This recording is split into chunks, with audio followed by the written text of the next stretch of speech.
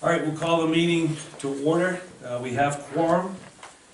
If our secretary was here and not in Seattle, we'd actually have him do a roll call. Why don't we just go around the table, say who you are for the public, please. Matt Barrett. Dave Scarpetti. Greg Ulias. Ross Angelis. Joe Berettas. John Liscars and, Alden Boschman. there we go. All the motion, bringing up the rear. Okay, someone's got a flag here, Matt. So let's, if we could stand up and pledge allegiance. Alden, since you were last, you lead us off. I pledge allegiance to the flag of the United States of America and to the republic for which it stands, one nation, under God, indivisible, with liberty and justice for all. Thank you, Matt, for supplying the flag. Okay, first thing, as we always do, we have a session of public input. Would anybody from the public like to speak? Frank. You're the only No, one? just keep doing what you're doing and get it done. Okay, There you go. thank you. We got our All direction set. from the public. We'll bypass the approval of meeting minutes till Claremont gets back. He's basically going back through all of our videos from day one, and he's making minutes for all those. So I think one night we're gonna get this pile for approval, but it's getting done, and he's gonna do a great job. I just know Claremont. All right, so we have a gentleman by the name of Greg Ulias. Is that correct? How I spell it? Ulias. A lot of people butcher it. Greg is an attorney, and Greg has done two things. He's offered pro bono legal services to our organization. Is it still pro bono? I'm just making sure. right word. Double check. It's been a while. And Greg also has interest in being on our board. So we had recently Mike Yakubovich, because he had a conflicting interest with this board at the same night. So we have a spot to fill. So I'll entertain a motion to nominate Greg to this board. I'll make the motion to nominate Greg to this I'll board. make a second. Okay, we got a motion and a second. As far as discussion, would you like to speak to your motion? I think he'll be a great asset for our, for this organization. He's been involved with the Boys and Girls Club before, so he's pretty familiar with us dealing with the Boys and Girls Club. He's known Matt for quite a few years too, and, Don't give away our age. and. We'll take him anyway. So we'll take him anyway, yes. Alden, would you like to speak to your second? I've heard nothing but good things about this gentleman. Thank you. There you go. And Greg, would you mind speaking to the board a little bit for the folks that don't know you? Sure. And the camera's there. Alden, I don't know if you want to turn that a little bit, Sure. because everything's publicized, our meetings. It's not secured on the top, so just be careful. There you go. Excellent. So my name is Greg Ulias. I've been practicing law in Manchester for over 30 years. I've been involved with the Boys and Girls Club, I don't know, decades probably. I've also been involved with the school projects in Bedford. When I lived in Bedford, I was a state finalist for the Volunteers Champions for Kids back then. My practice involves transactions, commercial transactions, which generally involves financing and real estate at many different levels and many different ways to get put together. You know, the interest here is to try to help the group and the organization to move forward with its plans to acquire land, create the 501c3, and move forward with the project. So to the extent that I can help with that, I offer my services. Perfect. All right, great, thank you. So we've got a motion, a second, we've heard from the candidate. We ready for a vote? All in favor, say aye. Aye. All opposed? The decision is unanimous. Greg, welcome to the board. Thank you. Thank you, Gentlemen, thank you. All of you. Matt, as always. All right, so we'll get that approved. So now we're gonna move on to treasurer's report. Now Oliver told me he was gonna be late because he was coming in from Hillsborough. So if he gets here before the meeting ends, we'll have him come up again with the treasurer's report. I should wait till he gets here. I'll talk about the fundraiser that recently went on. And if he doesn't get here, I'll mention that at the end of the meeting. Okay, architect facility rendering update. So Dave and I think, did we talk about this at the last meeting? I can't remember. I'm not sure. Yeah, so we met on the phone with our architect pro bono out of Portsmouth, and she basically was very interested in our project. She's excited, along with her team, to work on it. What Dave and I have been challenged to do is come back to her with gymnasium size and seating, as well as some of the room per person occupancy.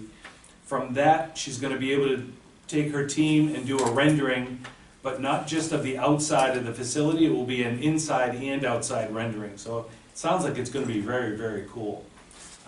As we've discussed before we go to some of our big potential donors like Procon, SNU, and the Boys and Girls Club, that we want to have this presentation put together. So this is going to be a big part of our presentation going forward. So they're very excited to work with us though, and I think it's going to come out really good. Anything you want to add, Dave, from the? Yeah, well, she wants to know what the size of the kitchen that we want. So we talked to Dan from the Tap House to get some information from him. And in talking to him, he's got a connection where in Brentwood or something about that designs commercial kitchens. And so we're supposed to, they usually charge to do something like this, but because of his connection with them, we're gonna be getting together with Dan and trying to come up with a size for a commercial kitchen for this building. So, yeah, just to follow on that, so Dan has volunteered to be the front man on that, because he's already got to face the restaurant presence with this company. The company does the design, as long as you agree to purchase your equipment from them, and Dan says it's all discounted. So he goes, it's just a win-win situation. So once again, we have somebody now from the community stepping up. The other thing Dan offered from the Tap House was a fundraiser. He said, we'll take the whole restaurant and just dedicate it to a fundraiser. So that's gonna be coming up. Once we start doing more of our information sessions and gathering input from the community, we'll build that all up, and then we'll do the fundraiser sometime after that. But that was very generous, and that was just from a, half hour, or not even 15-minute discussion, and he's Right. very, very excited to help us out. Recently, they had one at the Tap House for Casa, and I think he said he raised $57,000 in Yeah. one day for that. So it was pretty amazing. So Yeah. So, he wants to be able to do something like that at his place. yeah, so he's excited to help us. Anything else you can think of from the meeting? We just had a phone conference with him, so it was, I didn't let Dave have a word in it, and then a word in edgewise, I just kept yapping. Surprise, surprise. Yeah, surprise. All right, so then we'll talk about the fundraiser. If Oliver comes in, we'll regurgitate a little bit of it. Just happened on Facebook, we have a Facebook group, if everybody knows. There was this thing called Giving Tuesday. So I guess it's an answer to Black Friday and whatever, Cyber Monday. So somebody came up with this idea years ago about Giving Tuesday, hashtag Giving Tuesday. So I saw it and I was reading about it. And how it worked is, if you had a Facebook page, you could create a fundraiser, and you had to be a registered charity, which we are, nonprofit. And Facebook had something like $96 million they were going to give out. And it was a first come, first serve on Giving Tuesday. So what I did is I created the page, created the fundraiser, got the word out as best I could, and in the end, we got $1,100. We raised $1,100. Now that's not including any matching. So the first few that came in are potentially going to get matched by Facebook. So we may be, I would almost say it's a good chance that we're going to be over $1,100 for very little input, very little time. I just connected the back end of Facebook right to our bank account. So when Facebook, they said, I think it was like 4 weeks or something, they were going to do all the numbering, and that would move right into your bank account, which is pretty cool. They make it so easy. So we get that. We have a check here. Can I say?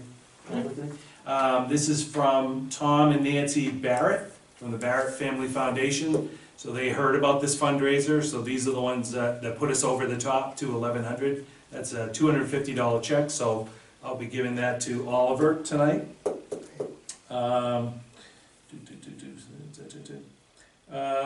We put the word out about the Salvation Army Kettle Campaign. I'll just mention it quickly.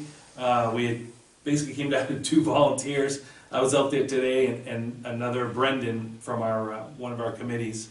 He was out there today too. So I'm hoping that in years going forward we can build that up, be more of a community presence as far as an organization, you know, to help out with the Salvation Army going forward.